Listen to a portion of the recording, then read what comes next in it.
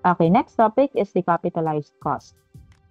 So one of the most important application of perpetuity is in capitalized cost. So the capitalized cost of any property is the sum of the first cost and the present worth of all cost of replacement, operation, and maintenance for a long time or forever. So pag sinabi natin capitalized cost, ito yung magagastos natin, okay? Kunwari, magpapatayo tayo ng business. Pag gusto natin makapagpatayo ng isang business, kailangan natin ng capital. So yung capital na yun, of course, kailangan natin ng initial.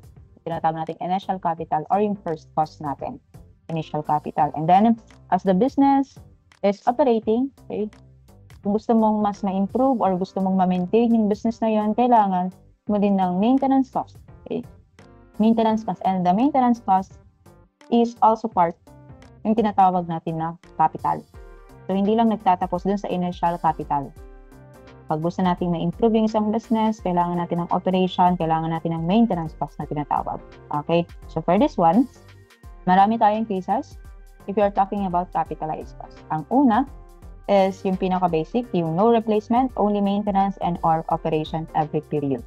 So, ang kailangan lang natin dito is the first cost and then yung ating maintenance cost. Ang pinaka-specific example dito is if we want to have our own, kunwari, bahay. Diba? Or let's say, paupahan na lang. Okay? Kapag gusto mong magpatayo ng isang paupahan, kailangan mo ng initial cost, kailangan mo ng first cost. And then as time goes by, di ba, kailangan mong i-maintain yung building. Kailangan mong i-maintain yun. Kailangan mo din ng maintenance cost or yung tinatawag natin operational cost. Okay? So for our case 1, the capitalized cost is equal to the first cost plus present worth of perpetual operation and or maintenance. Okay? So let's proceed to our first example here. To determine the capitalized cost of a structure that requires an initial investment of 1,500,000 and an annual maintenance of 150,000. So interest is 15%. Okay. So what will be the capitalized cost?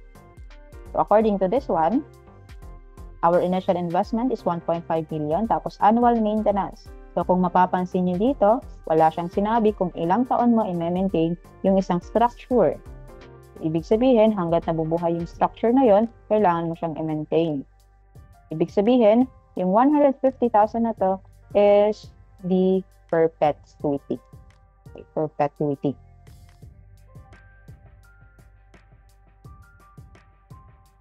Okay. So, for the capitalized cost, we have the first cost plus the maintenance. So, the first cost is equal to 1.5 million plus, okay, as I have said a while ago, annual maintenance, hindi niya sinabi kung ilang period yan, so we will be considering this as perpetuity. Our formula for perpetuity is A all over I. Tama. Perpetuity, A all over I. Okay, for the principal cost. So we have here 150,000 divided by the interest, which is equal to 0.15. Okay. So ibig sabihin nito at the end of the first year, at the end of the first period, I should say, nag-start na yung maintenance cost. Okay, which is equal to 150,000. Nag-start na yung maintenance at the end of the first period. Okay? So this will be equal to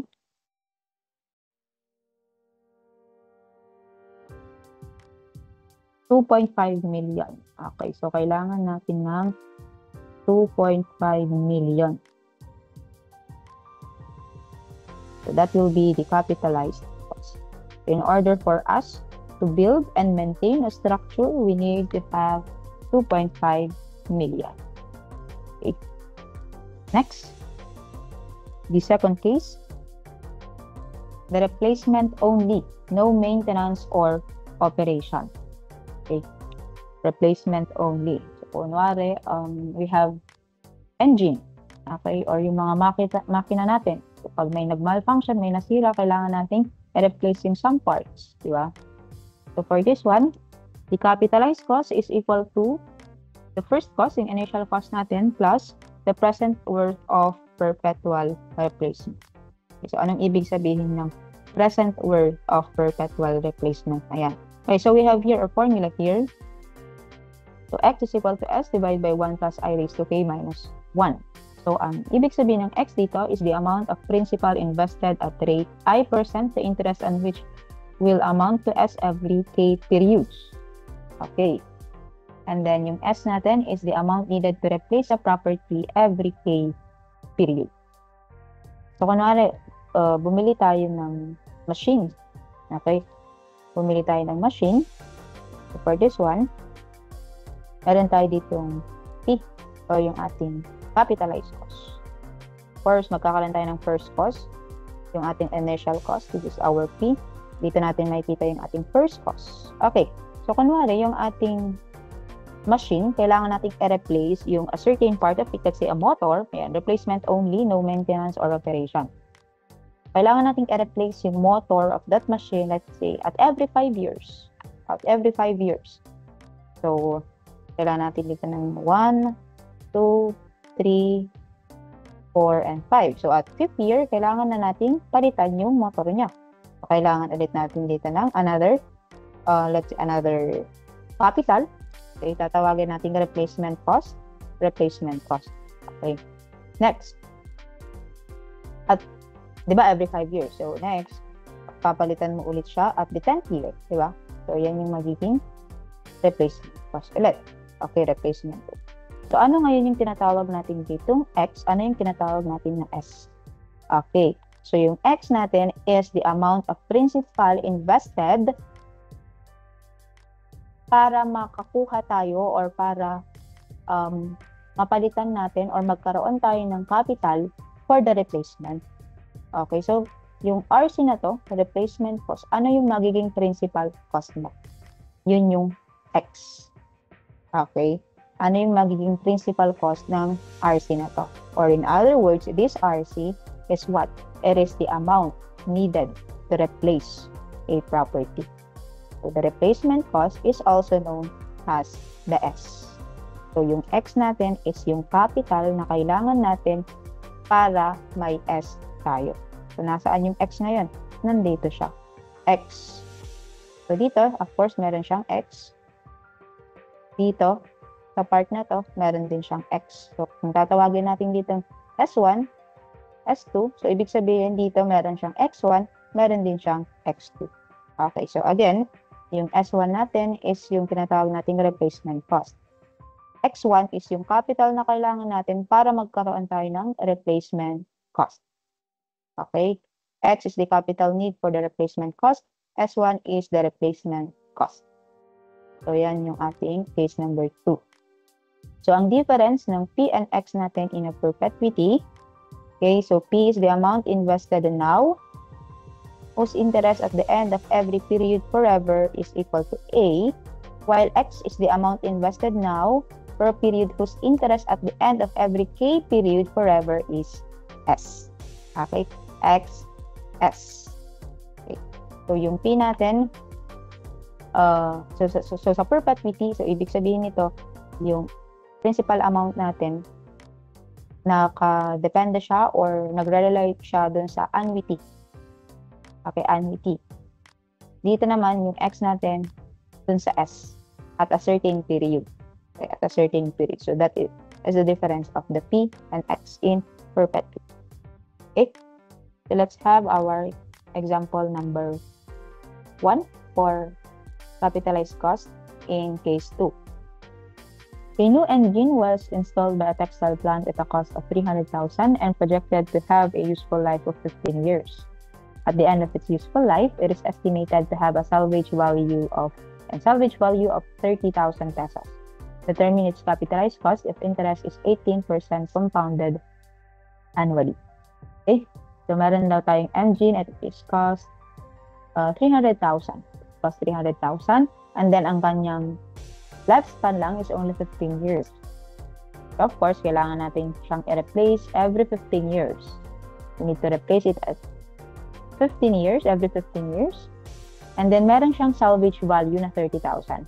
Yung salvage value, ang ibig sabihin ng salvage value, iyan yung value ng isang equipment or ng isang material at the end of its life. Okay, so hindi lahat ng object or ng material is may salvage value. Okay, so kunwari, mga cellphone, okay? Nasira.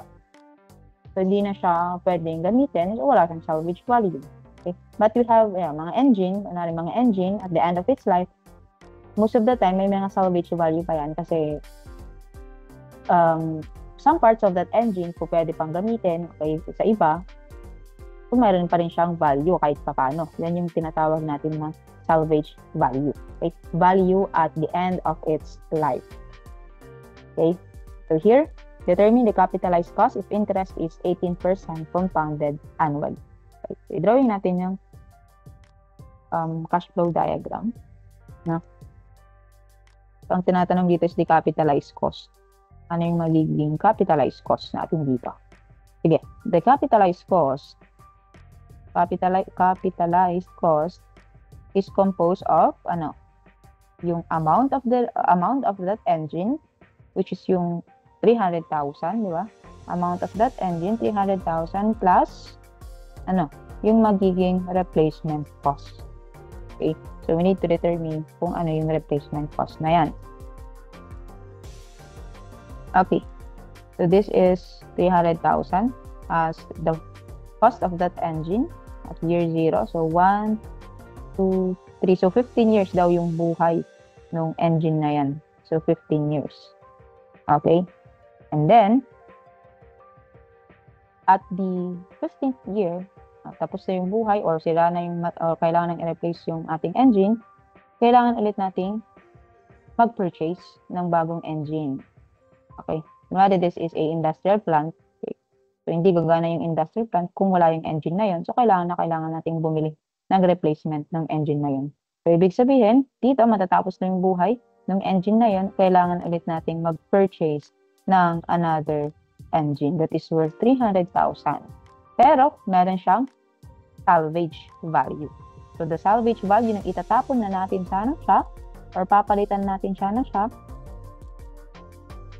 So, 30,000 yung worth.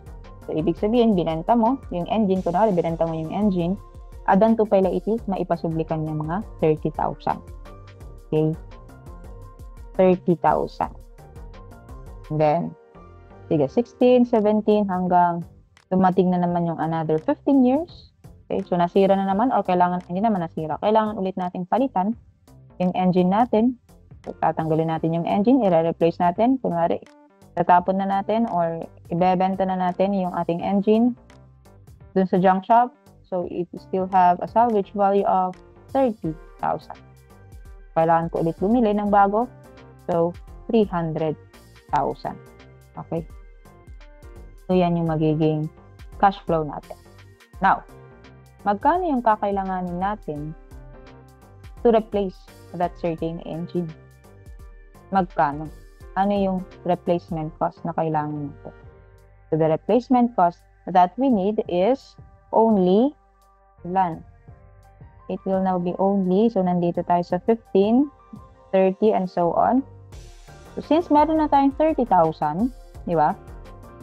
300,000 yung worth ng engine, meron tayong 30,000. Magkano pa yung kailangan natin? Kailangan pa natin ng another 270,000, di ba? Meron na tayong cash on hand na 30,000 galing sa salvage value ng engine na yon, or let's say, nung pinagbentahan natin yung engine na yon, i-evaluate tayo kung may junk shopping. So, we have 30,000. So, we still need to have 270,000 para ma-purchase yung engine. Okay? 270,000. So, this will be now the replacement cost or yung tatawagin natin as. Ang tanong, ano yung principal of this F? Okay? So, ito yung hahanapin natin ngayon. Ito yung magiging RC natin. Kung ano yung magiging principal natin to have a 270,000. Okay? So, for this one, X, pwede natin palitan yan into X is equal to yung formula natin kanina, S divided by 1 plus I raised to K minus 1. So, yung K natin dito, according to the definition, is the period. Okay? Period. Kung kailan natin i-replace yung isang engine. We have S is 270,000 divided by 1 plus 0.18 compounded annually na siya. Okay? And then K natin is, kailan natin siya i-replace? At the 15th year. So 15. Okay? 15 minus 1. So this is equal to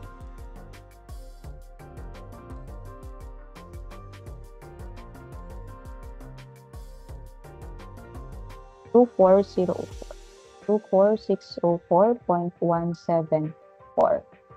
Okay. Therefore, the capitalized cost that we need is equal to 300,000 plus 24604.174. So this is equal to 324,604. Okay, so this will be the capital that we need in order for us to purchase a engine and change it at the 15th year.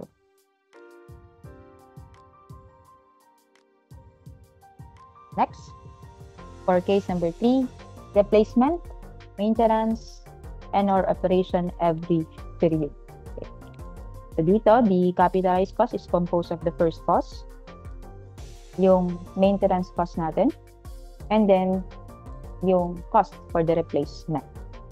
Pinagsama na yung case 1 and case 2. So meron tayong first cost, the maintenance cost, and then the replacement cost. Okay, so let's proceed to example.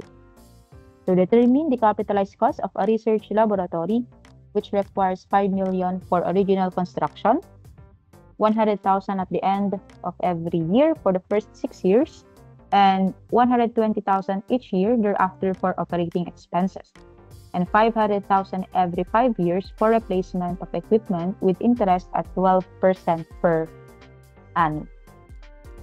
Okay. So, determine natin each value kung ano yung mga values na yan. So, yung 5 million daw natin, that is the first cost. Yan, capitalized, which requires 5 million for original construction. So, 5 million yung magiging first cost natin. And then we have a 100,000 at the end of every year for the first 6 years and 120,000 each year thereafter for operating expenses. So, yan yung magiging maintenance cost, di ba? 100,000 and 120. Sige, i-drawing natin mamaya yung kanyang cash flow diagram. And then we have here a 500,000 every 5 years for replacement of equipment with interest at 12% per annum. Okay, so yung 500,000 natin na to is yung cost for the replacement of that equipment. So unlike dun sa previous example natin, wala po siyang salvage value. Ang ibig sabihin, nung tinanggal na natin yung equipment, wala na po siyang halaga, wala na po siyang value.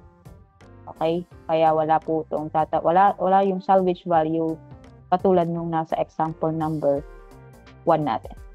Okay? Sige, drawin natin yung cash flow para mas maintindihan natin. Ang tinatanong dito is yung capitalized cost. Okay?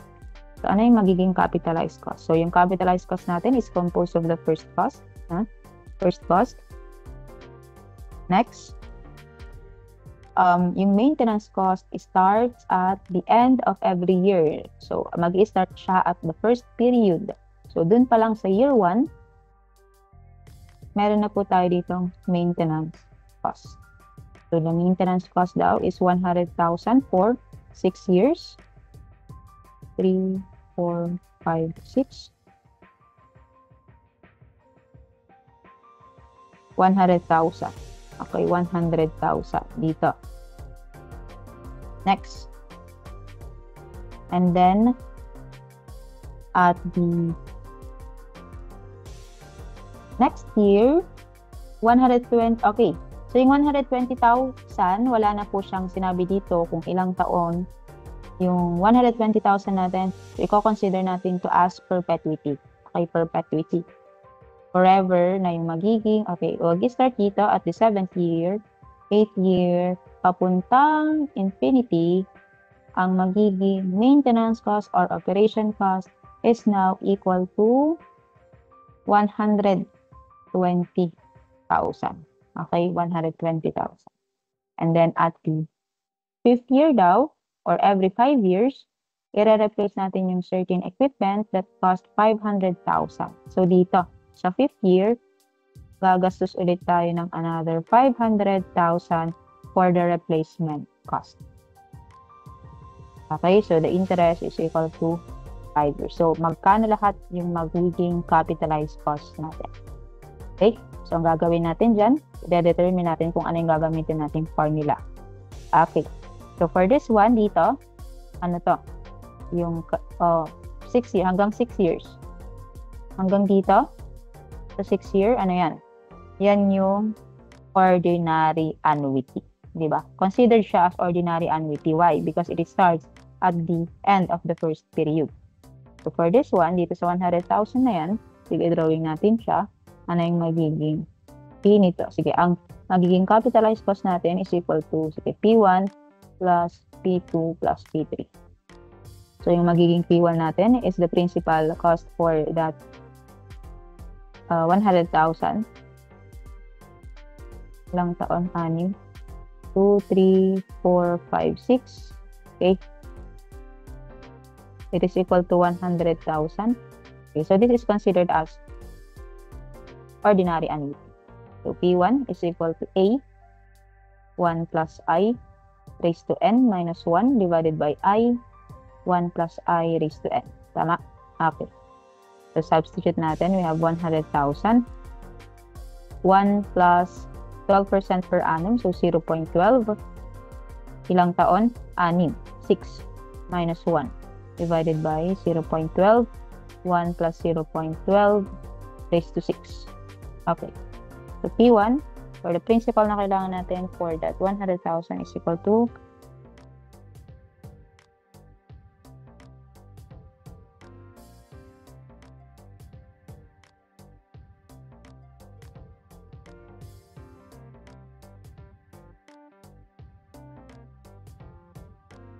411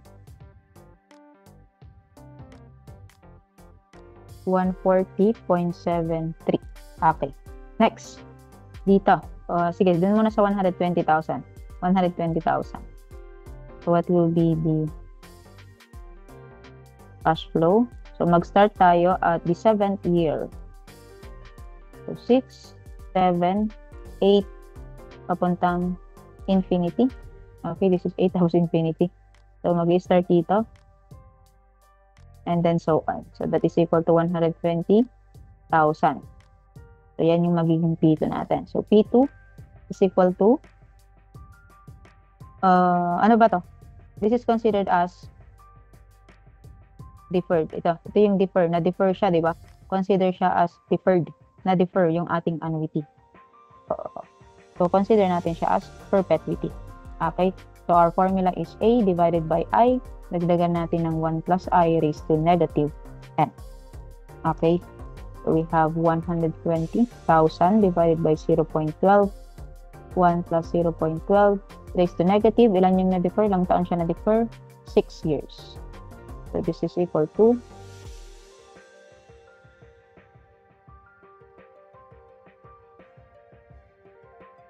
506 631.12. Okay, so that is for the present value of this 120,000 na perpetuity. And the next one, the 500,000. So yung 500,000, that will be the replacement cost, di ba? Replacement cost. So ibig sabihin, 500,000 replacement cost, ito yung magiging value ng S natin, that is X. Okay, X. Ano yung magiging principal cost no 500,000. So, gamitin natin yung formula. X or magiging P3 na yan, no?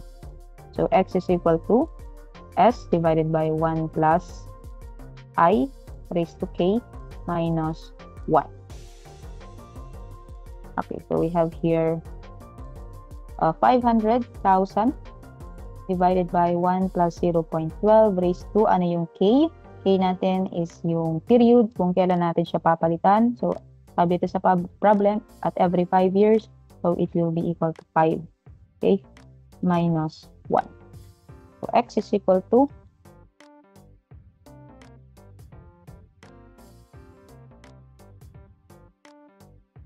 655,873.88. Okay. So, ang magiging capital cost na natin dito, or capitalized cost is equal P1, P2, P3, or yung X natin, plus, nakalimutan natin yung initial cost na 5 million. Okay, na 5 million. Okay, so add nyo lahat. It will be equal to, sige, dito na lang. So, the capitalized cost is equal to 5 million as the initial cost plus P1, plus P2, plus P3. So, that will be equal to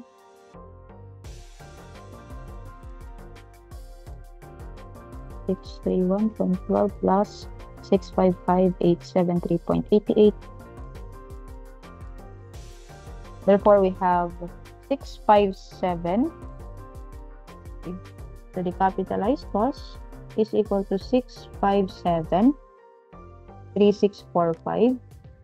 3645.72. 1, 2, 3, 4, 5, 6. Okay. So, this is now the capitalized cost. Okay.